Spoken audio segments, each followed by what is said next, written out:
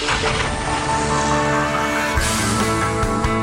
shockwaves from last week's announcement from the USDOT continue. From hours of service reform to truck parking progress and more, we explore how the moves could spell big changes for the trucking industry.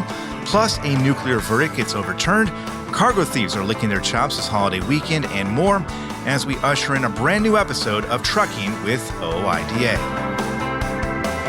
Welcome to the show. Scott Thompson here. Ashley Blackford here. We've got a good one today, Ashley.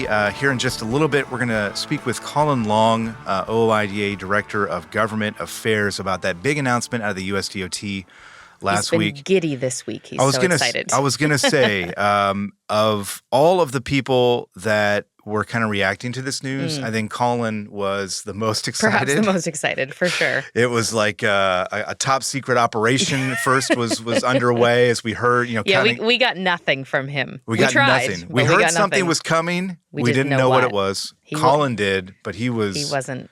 Loose lips sink ships kind of mentality, I guess. But anyway, we're going to speak with Collin about that. And kind of what it all means. And we're also going to, a little bit later, explore how OOIDA kind of helped this thing along and make these things happen. And we're going to also make sure we emphasize this is not the end of the road. This is a win, but it's not the end of the game. We're not putting our feet up yet. Yes. Yeah. Much more to do, obviously, on a lot of these issues. But that should be a good conversation. Looking forward to that. Before that, though, we've got some news to cover. Yeah. Well, you mentioned the 9 initiatives, which I think has kind of been the focus for us, I know. But DOT actually made another announcement last week. They're launching an audit into state-issued non-domiciled commercial driver's licenses. I guess I'm curious. They did this last week. Was it strategic that they did it in the same time? Or maybe they were just getting all their announcements out before a short week? I don't know. Yeah, I don't know about the timing necessarily, but I will say when I was at Matt's back in March, I guess it was, FMCSA had a number of, they have their little seminars, or not seminars, but their presentations that they kind of talk to people. At every single one that I went to, when they had a Q&A, or even when they didn't have a Q&A, somebody would stand up and ask about this issue, non-domiciled CDLs, and what FMCSA was going to do about it. And the folks that were there, really new into the job, a couple months, had essentially said, hey, hold on, we're looking at this issue. It's something that we're considering and trying to figure out how to address it. So in terms of timing, I would assume that they had listened to what people were saying there and are doing something here. But Transportation Secretary Duffy, in that announcement that you mentioned there, did say that he believes the trucking licensing system is being exploited. Again, that is something that I know a lot of truck drivers have been voicing their concerns about. So what this does, it essentially directs FMCSA to conduct a compliance review of states that are issuing these non-domiciled CDLs. Again, these are CDLs that are issued by a state to someone who is not a resident of that state. So there is some concern there that there may be some shenanigans going on, or maybe it's not, maybe not due diligence on some of these things. My question to that, is there, obviously, yes, people are probably abusing this because we're doing this, but why would someone need to get their CDL in a state that they aren't a resident in? Or why would they? That's a good question. And I think part of it is the place where they're operating, right? But again, I think the idea of this is that they're slipping maybe under the radar of some of these federal requirements and federal standards, and they're not being followed on the state level. So this audit is going to be the first step toward figuring out what's going on there, who's abusing the system, are people abusing the system? And I think they're going to find out that probably there is some of that there. And for sure. What they do about that will be the next step that they take. No pun intended, but we got some big news out of Texas. Everything's bigger in Texas. Yeah, right. Dallas Cowboy fan over there. Yeah, exactly. Yeah, for sure. This, I think, is a perfect example of, the semi-truck always getting the blame in a situation where, this kind of seemed obvious that it shouldn't get the blame, but this has been going on. This Werner verdict got overturned, but this has been a pretty big case. Yeah, this was in connection with a 2014 crash, a tragedy there. We had a 7-year-old killed, I think 3 others seriously injured. One child has permanent injuries, so a tragedy all around. But what happened after that was a jury awarded, or I guess ruled against Werner for about $100 million in a verdict there. Knowing at the time that the truck driver was really, this is like a wrong place, wrong time type of situation. It was a pickup truck that lost control on Interstate 20. They crossed the median. They hit this semi that, again, wrong place, wrong time. The truck driver, law enforcement said the truck driver did nothing wrong. There was nothing they could have done differently to, avoid this situation. Still, the jury did find that Werner was liable. They found them guilty despite doing nothing wrong. What we had recently here is the Texas Supreme Court looked at this case and essentially agreed with law enforcement and said, they didn't do anything wrong. The truck driver didn't. Werner didn't do anything wrong here. They couldn't have done anything differently, so they overturned the verdict. The question, I think, moving forward here is when we look at nuclear verdicts and we look at, again, like you said, the truck driver always seeming to have the finger being pointed at them. Is this going to hopefully, maybe change some of these things in these states with tort reform or what have you in terms of looking at fault?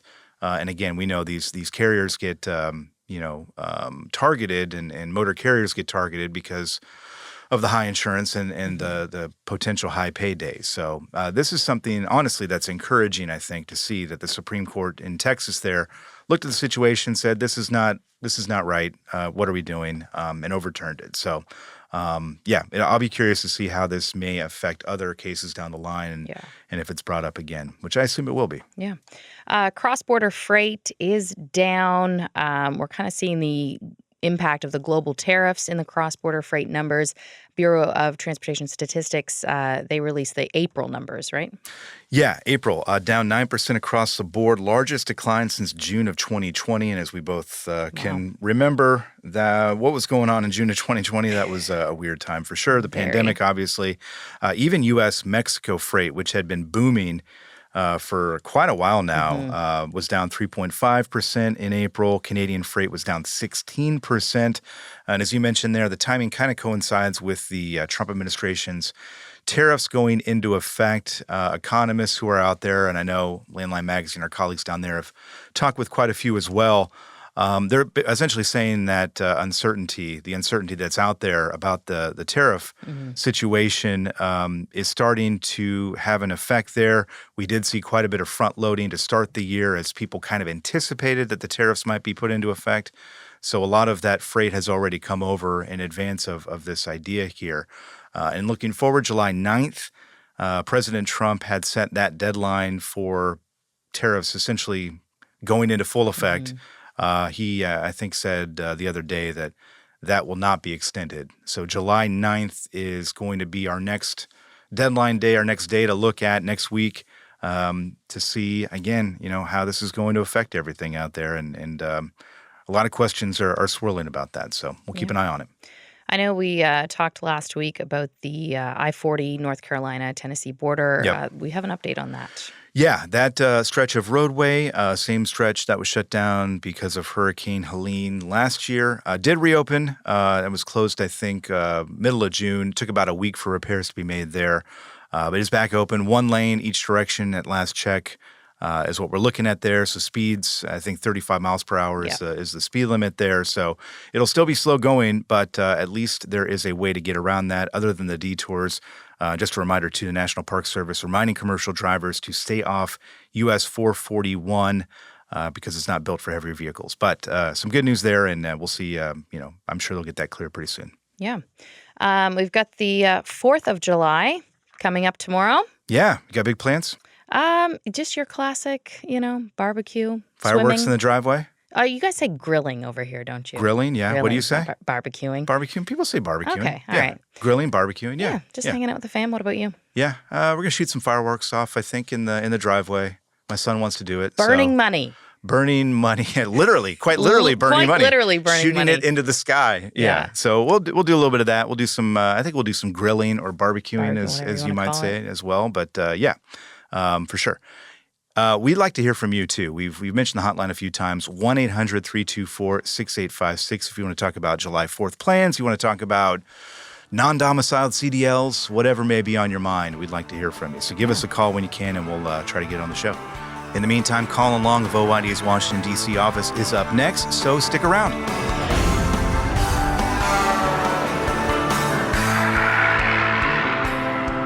Welcome back, and we are joined on the line by Collin Long of the OOIDA's Washington, D.C. office. Collin, how you doing?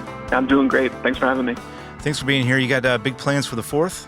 The 4th of July is one of the few holidays I remain in Washington, D.C. rather than go somewhere else because of all the holidays, it's probably the best one to be located in the nation's capital. So I plan to not do much of anything. I'm going to stay put. What? Yeah. Yeah, what is it like there? Yeah. Well, we have a great fireworks display. And I happen to live on Capitol Hill, which is kind of like small town USA, believe it or not. And there's some block parties and everybody sticks around and it's got a good community vibe. And then we all watch the fireworks from our roofs or parks. And the neighbors tend to set off some of their own displays. So it turns out to be quite an event. Yes. Nice. Yeah, it's been like a war zone in my neighborhood for the past few days with fireworks already going off. Dog is panicked. Yeah, that's always the rub, isn't it? Yeah. Speaking of Washington, D.C., Collin, we have been talking this past week about those 9 initiatives announced by Transportation Secretary Sean Duffy. All 9 right in line with issues you've been fighting for or against in some cases here. Huge win for the association, an even bigger win, I think, for truckers. I think it's safe to say that. How high did you jump when you caught wind of this news coming down the pike? Yeah, we're so conditioned in Washington to get a little bit of sour with the sweet.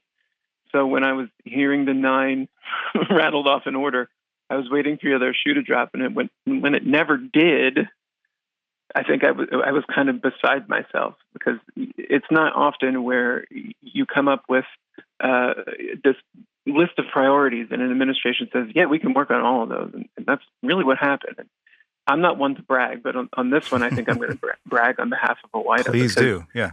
I mean, we've been advocating for, strongly advocating for 8 of these 9 items. The 9th being improvements to the driver resource page on FMCSA's website, which of course we're not going to object to. That's great as well.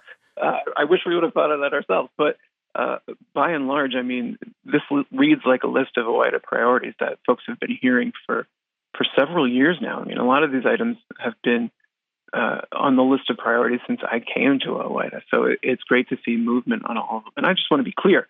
I mean, we are celebrating. We're spiking the football in the end zone on this.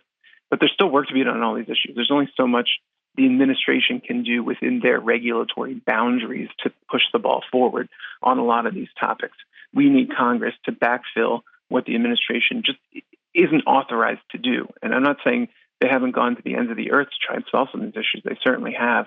But we still have that requirement that Congress come in and take action to really deliver the grand slam we're looking for. But don't get me wrong, this is certainly a 3-run homer. I was going to mix metaphors there because I was going to say you can't dance in the end zone for too long because, it's a win, but the game's still going on at this point, right? Here I am, a soccer player and soccer fan making football and baseball references. We'll get a soccer reference in here. We got some time. Don't worry. I'm curious, how did you first catch wind of this? I know when we heard there might be an announcement, we were thinking one of these topics there might be some movement on them. We certainly didn't expect 9. Yeah, and we weren't necessarily expecting these 9 either. I think having been in close communication with the administration about a few of these issues, we kind of got the impression something was bubbling up. But when they actually reached out and said, here's what we're planning to do, we were very pleasantly surprised that the list was as extensive as it is. And I mean, there's some things on here that are pretty specific to what OOIDA has been pushing for. I mean, data queue reform, NCCDB modernization. Those are things that no other organization in Washington have kind of gone to that granular level to advocate on behalf of. So those I look at and I think those are quintessentially OOIDA victories. But let's not forget the fact that there are things in here like the speed limiter mandate withdrawal of the rulemaking. We certainly weren't alone in advocating for that, but without OOIDA, that wouldn't get done. We were by and large the leading voice to pull back on the speed limiter mandate, and within our industry, we were certainly champions, while other folks were muddying the waters and making things less clear for the administration. OOIDA has been saying loud and clear for years now, pull that back entirely. The Trump administration did it in their first term, and now they're coming back and burying it again. So the list is great. We are thrilled by the list. I mean, I could have given them a couple more things. Yeah, Don't sure. look a gift horse in the mouth. This is quite a horse. We're very pleased with what's going on. And we do want to ask you that, I think, here in a little bit as to what else, if there were another 9 things that came out, what would be on that list? But you can think about that for a moment. But the fact that this all came together, I mean, in terms of like Washington, D.C. time, this came together like in a flash, right? It's been about 5 months, I think, since this administration took office in late January. What does that tell you, right? That these changes, these 9 initiatives were put out there in a relatively short amount of time. I would imagine it tells you a few things about maybe the direction of where things are going. Yeah, and I've kind of got 2 answers to this. One is we can't forget that the Trump administration during its first 4 years was on top of some of these things. I mentioned speed limiters, hours of service. If you remember back in the first Trump term, they granted some requests that we had submitted for flexibility. They just couldn't go as far as we wanted to because they lacked the data to do it. Now they're coming back and saying, all right, well, that 3-hour pause that OOIDA pitched, let's actually run a pilot and see how it affects safety and see how it benefits drivers. And then we can potentially move forward with a rulemaking. Same goes for the split sleeper berth pilot program. So they're coming back to the things they couldn't accomplish in the first term, probably due to the pace of Washington, D.C., and they're trying to complete those initiatives. But at the same time, I mean, I look at things like data queue reform, NCCDB modernization, double brokering. If you recall, these are all items that Louis, our vice president, testified before Congress about this year. So between January and now, Louis spoke in the Senate about these topics, spoke in the House about these topics, and I think the administration was watching closely.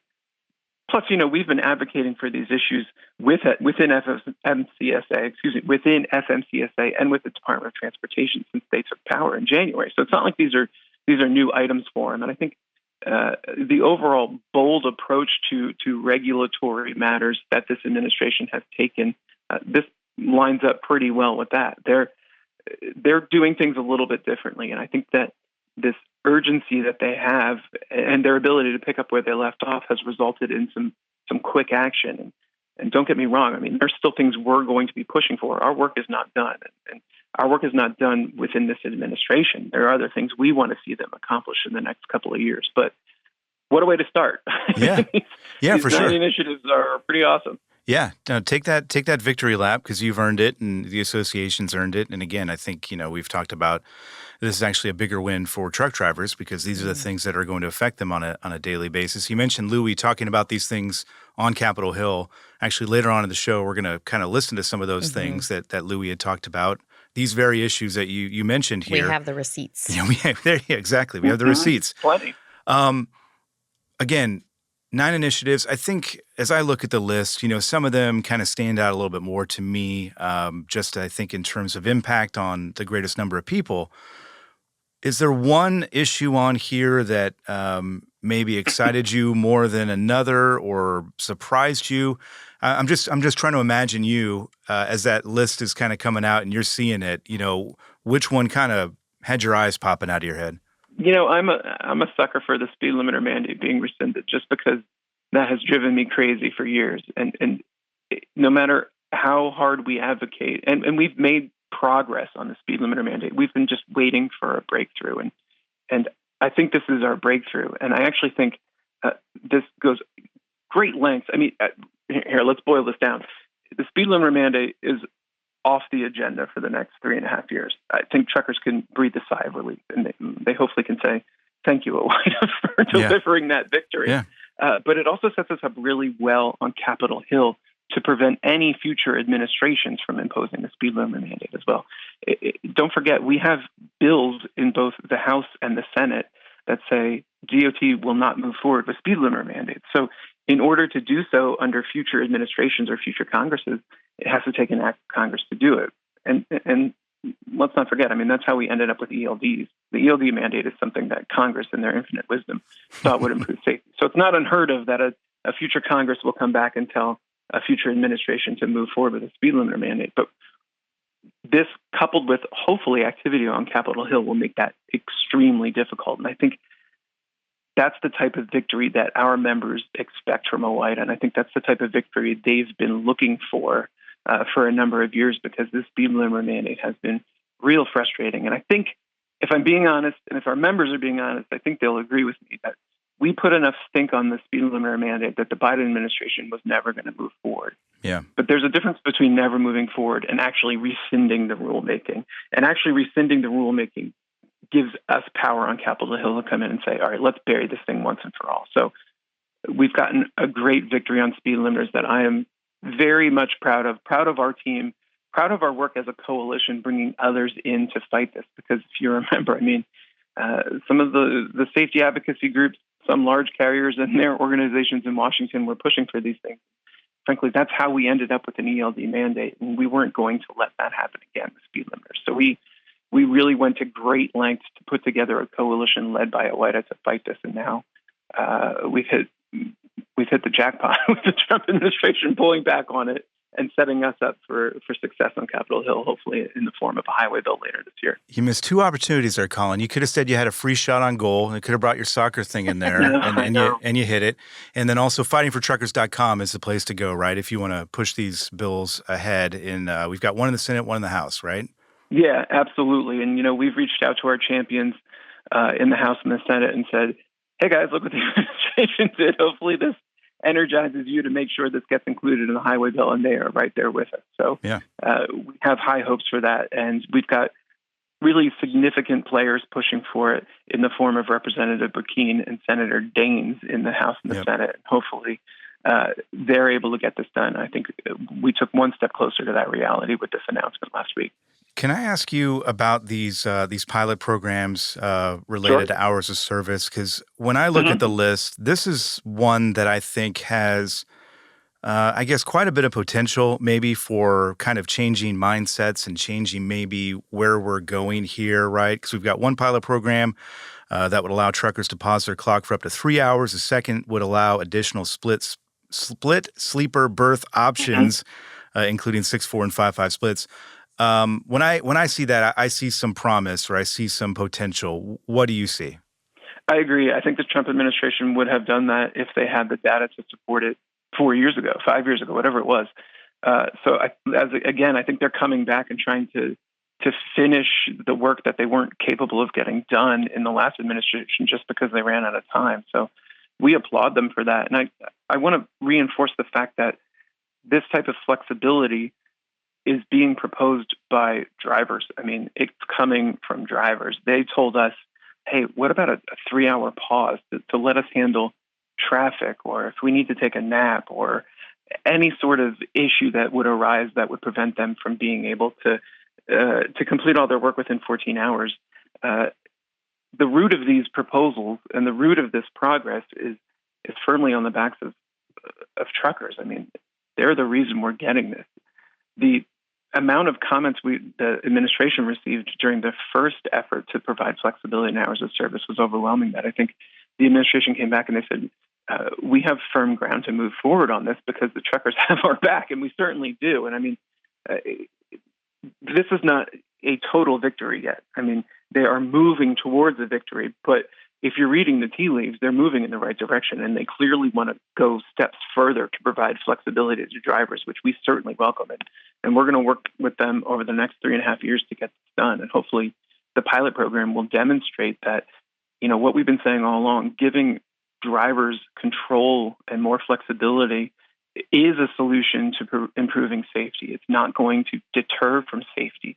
For far too long, I mean, you've been hearing me say this for years, folks in Washington, D.C. haven't been treating truckers like the experts they are in highway safety. And finally, I think they have been elevated to that level where a trucker can come in and say, here's an idea of ways to improve safety that gives me more control and flexibility. And we have an administration saying, let's try that because clearly everything else isn't working. I shouldn't laugh. Yeah. But we've tried the equipment, we've tried the mandates, we've tried the technology. It's not working. Let's give truckers the power to make decisions, knowing that they have safety as one of their core principles because it benefits their own well-being, but also their business. For sure. Now, I know Scott asked you earlier to be kind of thinking about this.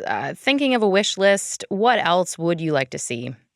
Broker transparency. Our petition for broker transparency is still working its way through the regulatory process.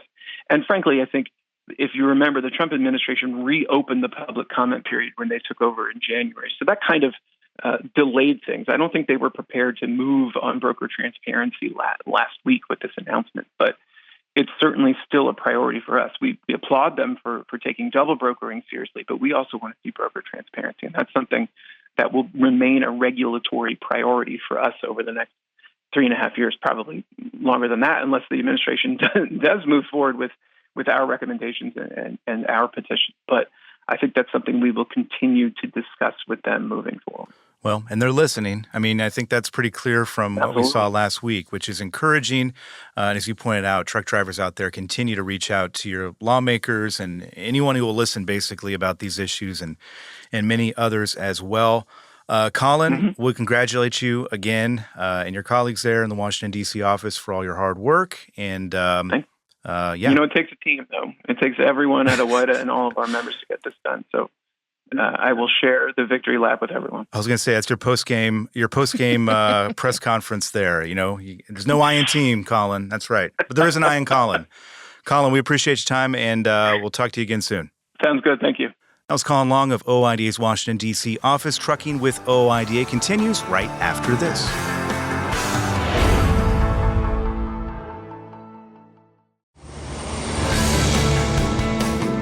Welcome back to Trucking with OOIDA. We just finished, Ashley, that great talk with Collin Long, who is, I think, quite literally over the moon about the movement we're seeing there at the U.S. Department of Transportation. And as he pointed out, I mean, these are issues OOIDA has been bringing up for years. Yes. And as promised, we, of course, have the receipts. We're going to take a look back at the ways in which the association has been pushing on these very issues. It shouldn't have come as too big a shock. It's late May in Austin, Texas, and Transportation Secretary Sean Duffy is just getting done with a news conference announcing stricter enforcement of English proficiency standards. Shortly after that, he's inside the OOIDA tour truck telling us the move is merely the first step of many he has planned for the benefit of the trucking industry. And I would just tell you to stay tuned because we're working through it and trying to be smart. And but by the way, I do appreciate the comments and feedback because it's not just a complaint. Oftentimes, I'll get ideas on why don't you do it this way? Why don't you think about it like this from the industry? And I think that's really important. People who don't just bitch about a problem will also go, here's a way I think you could solve this problem as well, which I appreciate.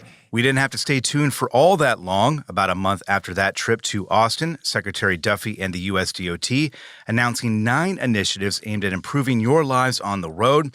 9 initiatives that the Owner-Operator Independent Drivers Association has been advocating for, in some cases for years or even decades. And as Ashley said, we brought the receipts. Take, for example, truck parking.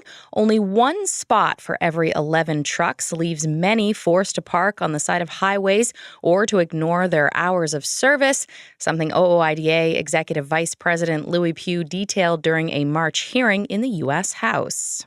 This has been a problem my entire career, and it's kind of crisis stage now.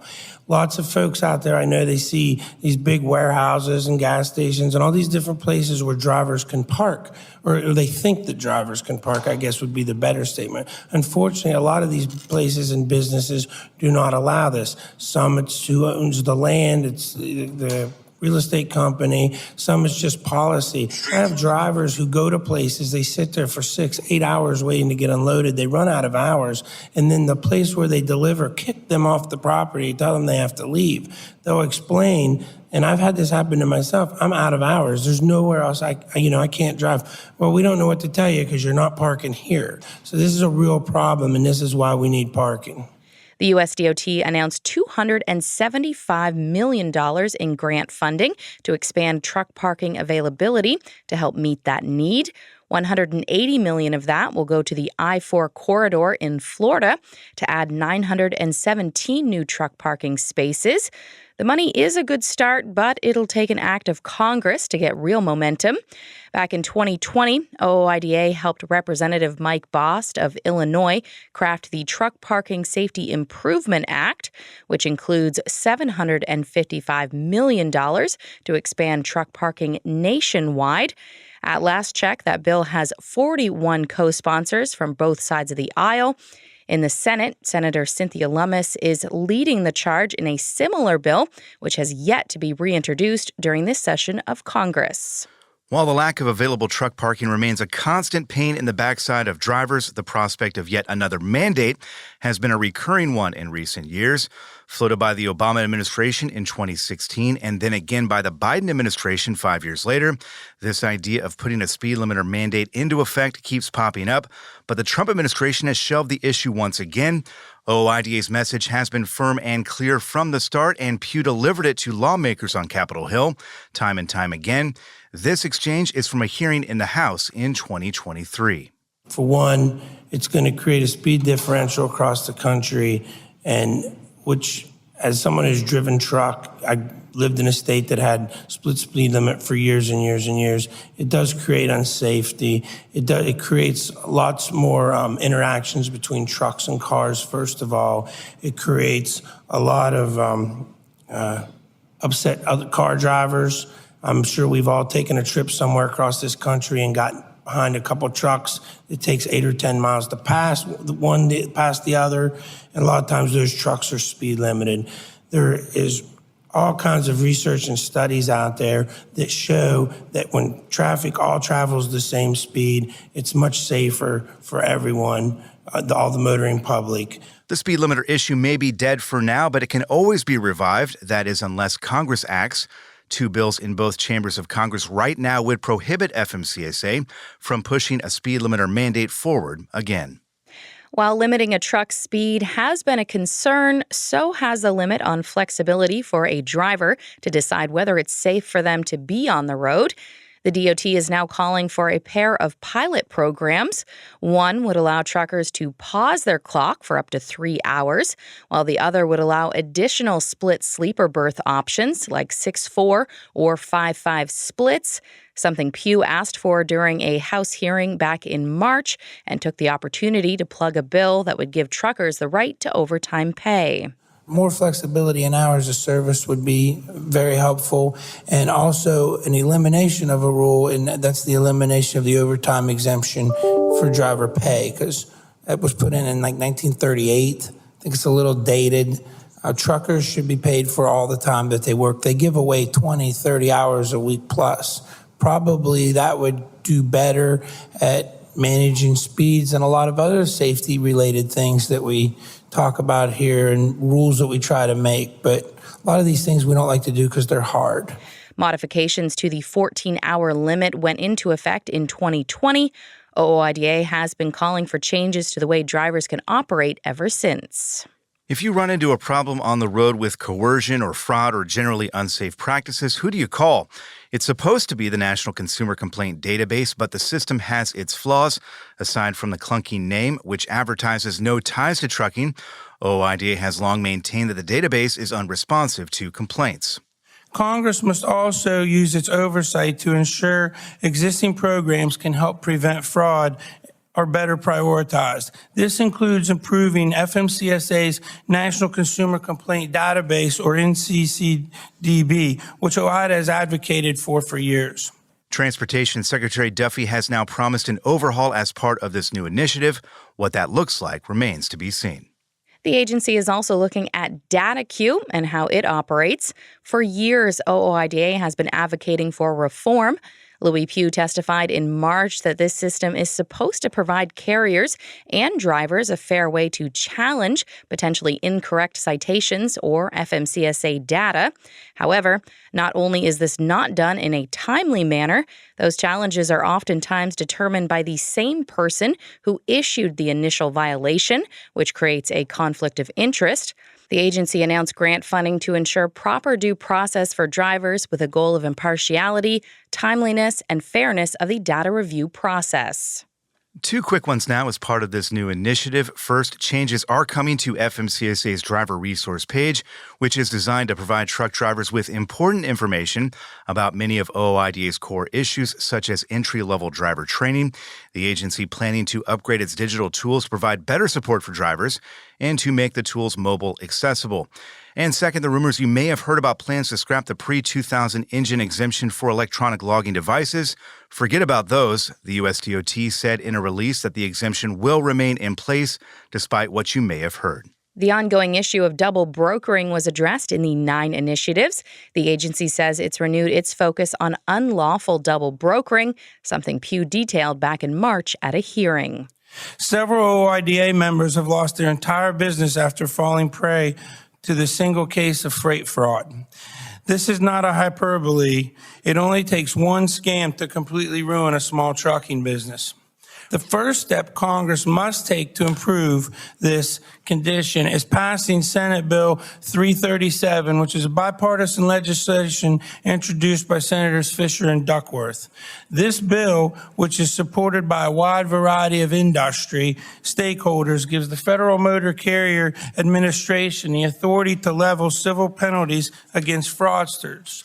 It also requires brokers to register with a physical address. This is something carriers have had to do for years, and it's a minor change that could have a major impact on protecting motor carriers.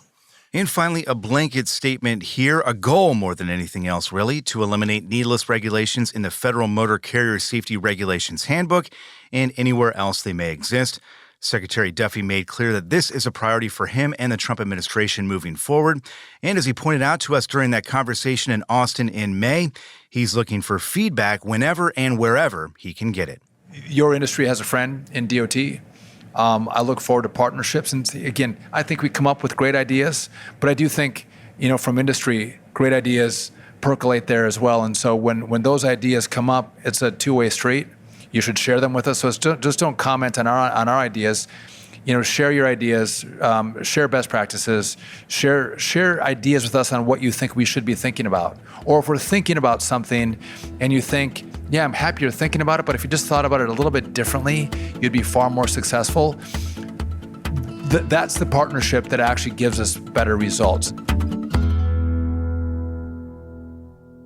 Scott, we'll definitely be following these initiatives. There's a lot to dig into, but definitely over the weeks, the months, and I'm sure years to come, we'll be following this closely. And more to come, too. I think this is, again, just the first step in big plans that they have. So we'll continue to monitor this and see where it leads us, but encouraging stuff all around, I think, for the most part. And with that, we've got to take a very, very, very quick break, but Trucking with OOIDA continues right after this.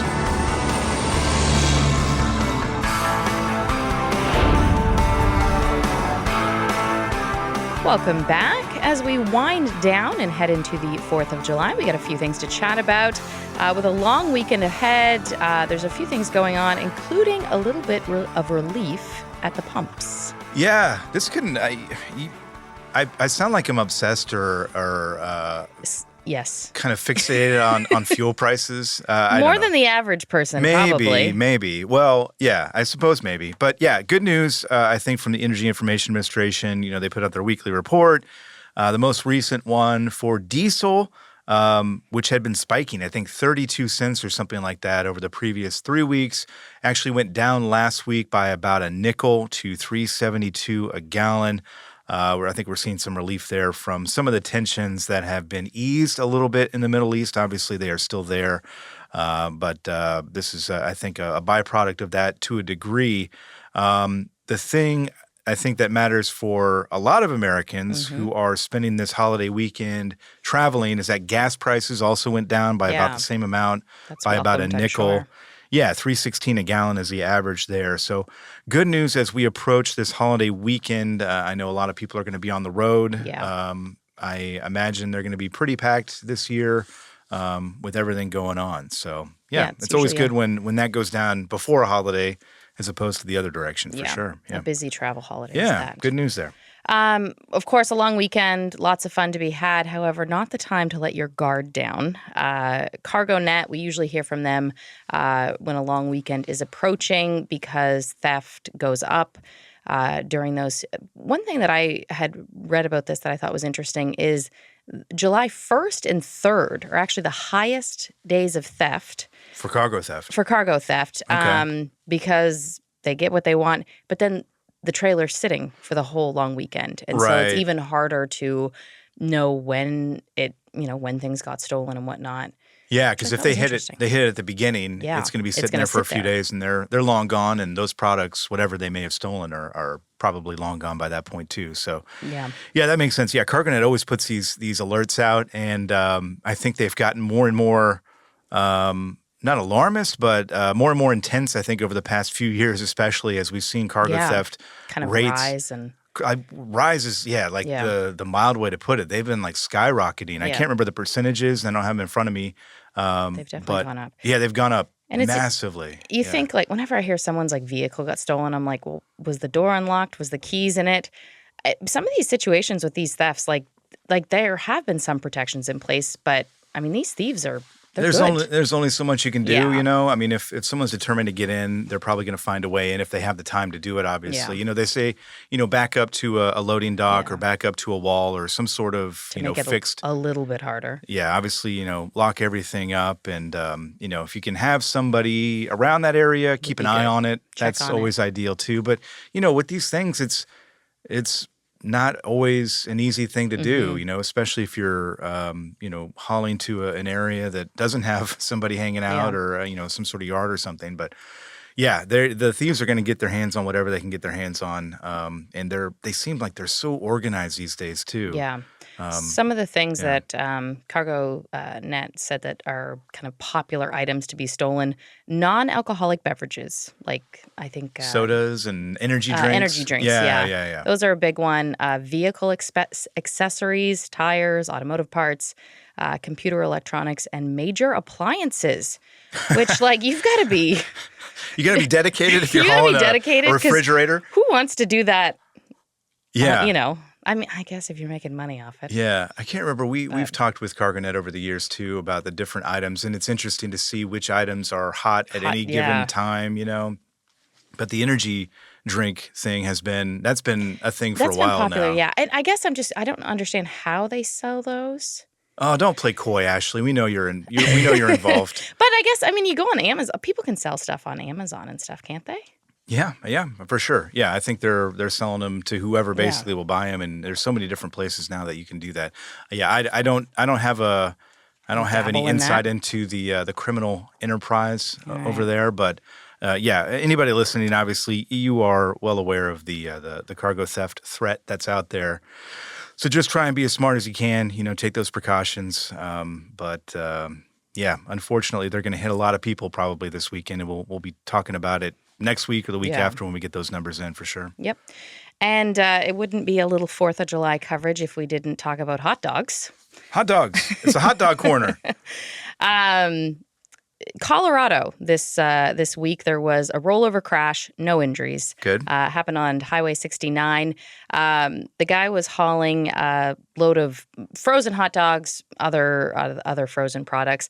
What I thought was neat about this is law enforcement acted fast, obviously. Got the haul, which couldn't be sold anymore because of the rollover crash. Got it frozen and ended up handing it out to the community. Oh, frozen hot dogs. Frozen hot dogs. They were not. I would assume they were not hot dogs that like rolled off of. I think they were in the trailer. package. They were still in the packages. Yeah. Okay, yeah. In that case, that'd be all right. Yeah. Yeah, I saw somewhere that hot dogs.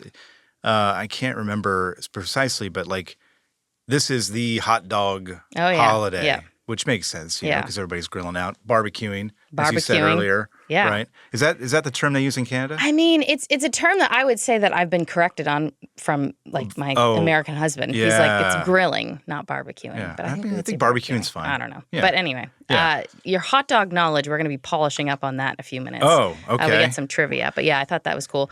But mentioning like things, you know. Wait, my hot dog knowledge, is that what you just said? Yes. Okay. All right. All right. I don't know how much knowledge I have of hot dogs. Well, we'll find out. I guess we're going to find out. All right. This is news to me. All right. Exciting. When you see these like rollover crashes and the products in them, I think a lot of times they can't be sold, right? Correct. Yes. So this is just something I thought of growing up. I grew up near a large trucking company in Canada, and they used to have like a little like store that I remember going to that they would like sell the stuff that like their trucks were hauling. Quote unquote fell off the back of a truck. I have news for you, Ashley. That was not a legitimate enterprise. I remember this as a kid. I don't know if they still do These it. just rolled off the back of a They probably truck. can't Wow. still- yeah. No, so they were getting, it was like overstock or Well, it's just stuff that I think like, literally fell off a truck. Well, no. They'd have like a, I don't know, rollover crash of some sort. Couldn't be sold. Oh. So then the products, they weren't damaged. Or they weren't all damaged. I have some serious questions about this company and the legitimacy of it. Hey, I'm sure they're doing They it. don't do it anymore. Okay. And I don't think it was illegal or anything. No, This was several years ago. I will premise it. I do not want to Things have imply that probably it was changed. illegal, but I have very many questions about that. When you say that, it reminds me of the, hey, you know, if we got this fell off the back of a truck, you know, and you kind of wink, know where it's come from. But yeah, okay, they're legitimate. Oh yeah. Okay. And they don't do it anymore. So Yeah. Okay. all right. That's good. Good to know. I guess maybe. Yeah. Why aren't they doing it anymore? Anyway, I have a lot of questions. Maybe we'll reach out. I'm gonna do a deep Google search. Dive into it. Yeah. After this. Yeah. Well, keeping with our 4th of July theme, this is actually a bit of a scarier story. However, I did read there's no immediate reports of injuries, thankfully. Good. An explosion at a warehouse in North Carolina. Oh, California. California. I Okay. have Northern Carolina. There is a North Carolina. I know, but no, I think it's California. Yeah, Northern California. Yep. That stored fireworks, and the video of this. Oh, they got set off Yeah. by something. I haven't seen Well, the video. whole thing blew. Oh Yeah. my gosh. There was one in like Mexico, I want to say like 10 years ago or something, that I remember that going viral. And unfortunately, I do think people were injured in that one and maybe seriously hurt. But it's incredible when you see it, just the scope of it. Yeah. Well, go watch this video. Yeah, Northern California. Now you got me Northern mixed California. up. Yeah, it's Northern in California. California. Yeah. Good news there. Nobody injured for sure. But, Yeah, for sure. People are urged to avoid the site because of the heat, and then obviously more fireworks, the fear of them going off. Yeah, I'm honestly surprised it doesn't happen more often. Yeah. Yeah. It is under investigation. Yeah. So we'll see what comes of that. Glad nobody was hurt, though. That's Yeah. the important thing there. Time to unveil your hot dog knowledge. Is this we're doing a hot dog challenge for Well, it's not- July 4th? No, it's not. Okay. We've got some Yeah, 4th. explain the rules here. 4th of July trivia, which has 4th of July obviously trivia. Okay. some hot dog Okay. fun in here. So yeah, I'm going to ask you these questions. See if you know the answers. If you don't, it's fine. I do not have any faith that I'm going to get these right. Do not put your I can try to expectations give you very some low. hints. Okay, I might need a hint. Let me see what you got. Okay, first question. Which city hosted the first official Independence Day celebration on July 4th, 1777? Well, considering the date, I would guess Philadelphia. That's where the Declaration of Independence was signed. That is impressive, Scott. I think you're going to actually do way better All at this right. than you're Was that- letting I was on. right. Yeah, you were Philadelphia. correct. It is Okay. Philadelphia. Well, Yep. yeah, that makes sense. 1 year after they signed the Declaration of Independence, I would they have celebrated. bombed this. See, no we pun were intended. talking about this the other day. You are a U.S. citizen as well. Yes. You Yep. took the Dual test. citizen, yeah. You had 100 questions that, you know, You had to have 10 of them right. Yeah. you had to have 10. You had 100 questions to study. Yep. They would give you 10 of them. You had to get 6 right. I Yeah. think this was not one of the questions. Apparently, This was not. No, I actually can remember one of the questions. Who was the president during World War I? Who was the president during World War I? Was that Wilson? Yeah. Yeah, okay, Woodrow Wilson. So that was one of the questions I always remembered. So all right, there you go. That's not on this quiz. It is not, Okay. no. Well, I got that one right, too. You for the did, record, yes. yeah. I think you're going to Although do I was not confident at all. well at this. As you can tell. Okay, I'm ready. Number 2. First state to declare the 4th of July a state holiday. Oh, I guess I'll stick with our Philadelphia theme and go with Pennsylvania. You would be incorrect. No, not Pennsylvania. What is it? I'll let you have another guess. Oh, okay. It's near one of the 13 colonies, Pennsylvania? Massachusetts. Yes. All right, there Good you job. go. All right. Look at you go. I get Okay. half a point for that one. Yeah, half a point. Yeah, that's true. Okay, now we're getting into No the hot dog questions well, yet. Okay, now there are. Okay, There I'm are ready. now. Nathan's hot dog eating contest has happened on each Independence Day since 1972. Yeah. Where does the competition take place? Oh, that's on oh gosh, Staten Island? No. Close. Long Island. No. Starts with a C, island. Coney Island, There of you course. go. I knew that. I should have known that. According to the That is not a pleasant Oh experience. gosh. Oh no. Like No, they that is televise not- it and people go. So I guess people enjoy it. I am not one of those people. That I is not cannot. something I would want to watch, No. attend. I know Joey Chestnut, I think, is returning this year. I read somewhere. He's like Ugh. he's the man when it comes There to are some that. things I would want to be known for. I don't think that's one of them. Hey, fame can come in any number of ways, I guess. But yeah, so that's not on your not on your wish list. No. All right. According to the National Hot Dog and Sausage Council, Okay. which That who knew sounds was made a up, thing? but okay. Roughly, I guess that makes how makes many sense. hot dogs are eaten on the 4th of July? Oh my gosh! In the United States of America, I believe so. I don't even know how to even estimate this. I'm going to go with It's in the millions. 10 million. 150. 150 million. Yeah, I went way too low. Yeah. 150 million. So the population of the U.S. is what, like 350 million, something like that. So each person is eating half a hot Half dog. a hot dog. I guess there's some people obviously who are, but yeah. Well, okay. and the people at this 150 million. That's a lot of hot hot dog dogs. eating competition are probably That's eating true. That's probably about more. 2 or 3 million of that Yeah. total for sure. Yeah. Let's see. According to the National Retail Federation, how much money do people are they expected to spend on average for food on the 4th of July Yes, this year? I don't like these questions. I have no idea. $88. Okay, that's not bad. 93. 93. Okay.